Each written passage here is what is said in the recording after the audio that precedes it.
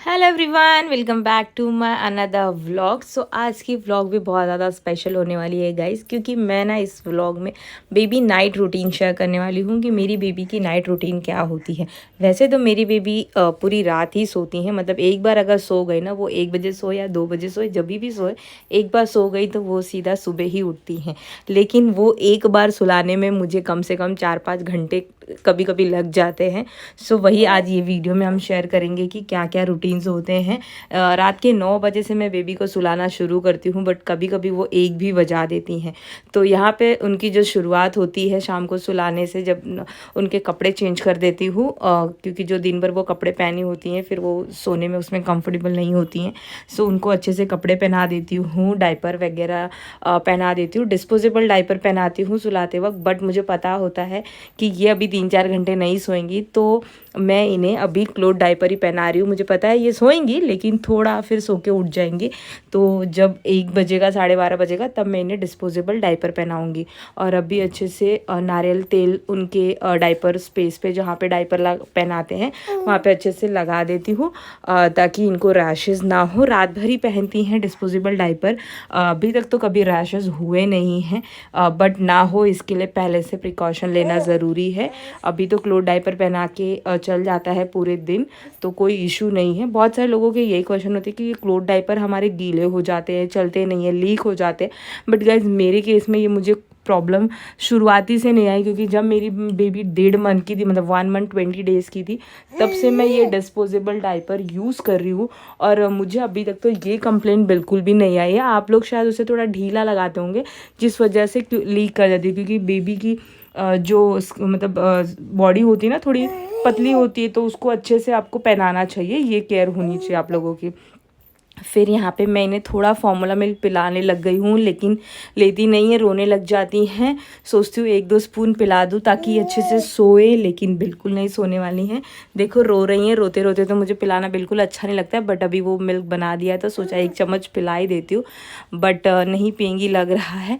रोते रोते पिला के कुछ मतलब भी नहीं है, फिर वॉमिट वगैरह भी बच्चे कर देते हैं। इसके लिए जब बच्चे दूध पीते वगैरह रो रहे हो तो उन्हें ना ही पिलाओ। फिर मैंने स्टॉप कर दिया। फिर इनकी विटामिन D3 की मेडिसिन, जो कि 6 मंथ्स तक आप लोगों को पिलानी होती है, कैल्शियम वाली, ये डॉक्टर्स आपको रेकमेंड करते हैं, हर बेबीज़ को रेकमेंड करते हैं।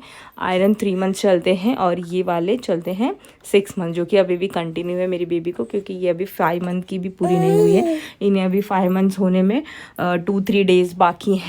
सो ये मेडिसिन पीने पहले तो बहुत चाव से पी जाती थी, बट अभी इन्हें पिलाना बहुत मुश्किल हो जाता है, उगल देती हैं, मेडिसिन ही पूरी उगल देती हैं। कुछ दूसरा जुगाड़ लगाना पड़ेगा लग रहा है। इन्हें इसका शायद टेस्ट पसंद नहीं आ रहा है यहाँ पे। और देखिए फिर यहाँ पे इनके सुलाने की प्रोसेस, सो तो गई हैं, बट जैसे ही बेड पे सुलाओ ये उठ जाएंगी। लग तो रहा है ऐसा ही, क्योंकि मैं एक बार ट्राई कर चुकी हूँ, अभी फिर लेके चल रही हूँ इनको। थपथपी करते रहो, इनको पोएम सुनाते रहो, तब जाके ये सोएंगी, अदरवाइज़ ये सोने से रहीं। तो यहाँ पे ये सब चीज़ें चलती रहती हैं, और कब पूरी रात बीत जाती कभी कभी पता नहीं चलता है। वैसे तो वैक्सीन को 2 दिन हो चुके हैं, तब इन्हें इतना पेन नहीं है, अदरवाइज़ ये सिर्फ इनसे कोई बोल भी देता था ना तो भी ये रोने लग जाती थी। इनको सिर्फ ऐसे सहलाते रहो तो ही शांत रहती थी, वो भी सिर्फ मेरे पास। इन्हें कोई और ले लेता था तो ये रोने लग जाती थी। और यहाँ पे अभी ये सो गई हैं, चलो देखते हैं सुलाते हैं, ये सोती हैं कि नहीं पता नहीं। जैसे नीचे सुला उठ जा रही हैं, बस उठ ही गई थी, सही साबित हुआ मेरा। इनको अब खेलना है, तो जब गोदी में सो चुकी हैं तब अब क्या सोएंगी। आधे घंटे से ज़्यादा तो गोदी में सो ही चुकी थी, और नीचे सुला रही थी तो उठ जा रही थी। अब ये खेल रही हैं तो मैंने सोचा थोड़ा आधा घंटा हो चुका है, मिल्क वगैरह पिला के तो थोड़ा टमी टाइम ही दिला देते हैं, देखते हैं क्या करती हैं, क्रॉल करना सीखती हैं कि नहीं।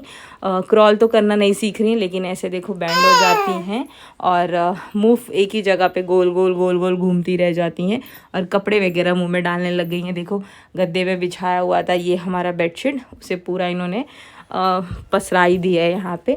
तो ये सब चीज़ें आप लोग देख सकते हो, बेबी की यही एक्टिविटीज़ चलती रहती हैं।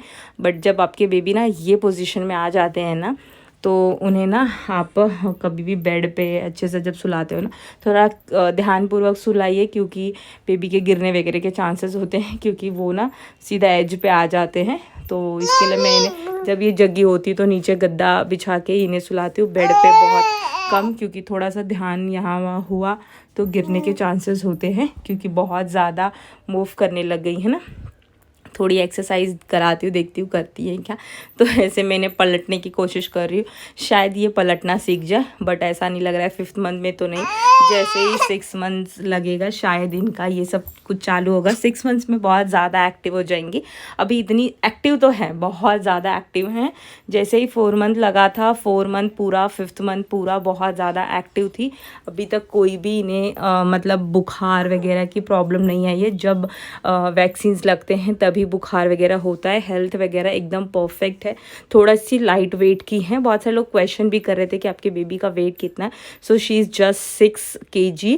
थोड़ी लाइट वेट लग रही हैं, बट कोई नहीं, जब तक फिट एंड फाइन है तब तक ठीक है। मम्मा की गोदी में इन्हें खेलना रहता है, बस यही सब करना रहता है। इन्हें ऐसे उल्टा लुटा दो ना तो बहुत अच्छे से खेलती हैं, सीधा कर दो तो सारे टॉयज़ इनके गिर जाते हैं, तो इन्हें रोना आ जाता है। फिर म्याओ म्याओ करके बुलाने लग जाती हैं, मम्मा मम्मा। देखो मेरे ऊपर से खेलते खेलते ये सीधा नीचे आ गई। तो यही सब इनका प्रोसेस चल रहा है। क्रॉल करना तो ये 6 मंथ्स में ही चलेंगी, और ये सब खेलते खेलते बस टाइम आ गया इनका डायपर चेंज करने का फिर से। चलो अब बज ही चुके हैं 12:30 के आसपास।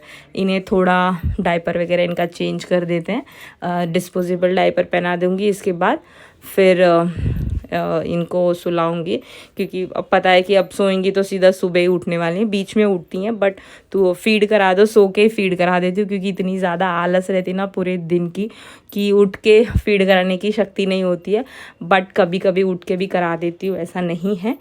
तो आप लोगों को ना एक टिप ध्यान रखनी है कि बेबी को ना टाइम टू टाइम सुलाए। ऐसा नहीं कि बेबी सो रहा है तो उसे सोने दे, सोने ही दे, कुछ नहीं, ऐसा नहीं। जब ये टाइम पे बेबी आ जाते हैं ना तो उनका एक टाइम ही सेट कर दीजिए कि ये टाइम पे सुलाना है और ये टाइम पे उनको प्ले टाइम देना है, ये टाइम पे कुछ करना है। तो ऐसा नहीं कि काम कर रहे हैं तो बेबी सो रहा है, ठीक है, फिर रात भर जगेगा तो फिर वो भी प्रॉब्लम, क्योंकि रात में हमें भी तो सोना चाहिए, दिन भर काम करते हैं ऐसा वैसा। तो ये सारी सिचुएशन, इसके लिए बेबी जब सो रहा हो उसकी एक टाइम फिक्स कर दो, वही टाइम रूटीन में सो रहा है तो ठीक है। अदरवाइज़ अगर टाइम अब जा रहा है तो बेबी को जगा के उसे थोड़ा खिला, मतलब खेलने के लिए दे दीजिए, प्ले टाइम करवाइए, किसी के हाथ में दे दीजिए अगर घर में कोई है मेम्बर तो, या फिर बेबी को फीड वगैरह करा के अच्छे से खुद ही खेलते रहते हैं। पेट भरा होता है ना तो बेबी खुद ही खेलते हैं। तो यहाँ पे इनका सब चेंज कर दिया है, डायपर वगैरह, और फिर से मेरी वही चीज़ चालू हो गई है कि इन्हें घुमाओ और पोयम सुनाओ, तब जाके ये सोएंगे, क्योंकि सोने से रहीं सोते ये ऐसे घूमते घूमते थोड़ी आलस में आ जाती हैं तभी सोती हैं। सो आप लोग भी अपनी बेबी को ऐसी आदत तो बिल्कुल मत धराओ, क्योंकि ये मेरे हिसाब से इन्हें मैंने गलत आदत लगा दी है कि जब तक इन्हें ना पोयम ना सुनाओ, जब तक इन्हें लेके ऐसे 4-5 राउंड ना लगाओ, तब तक ये सोती नहीं है। रात को भी अगर उठ गई, मतलब मैंने इन्हें मिल्क नहीं पिलाया और ये उठ गई, तो मुझे फिर भी ऐसे लेके ही घूमना पड़ता है। सो आप लोग बेबी को कौन से रूटीन लगा रहे हो वो आप लोगों को देखना बहुत ज़रूरी है, कौन सी आदत लगा रहे हो। सो गाइस इस व्लॉग के लिए इतना ही। आई होप ये वीडियो आप लोगों के लिए हेल्पफुल रहा होगा, and thanks for watching this video guys. Have a good day, bye bye, take care.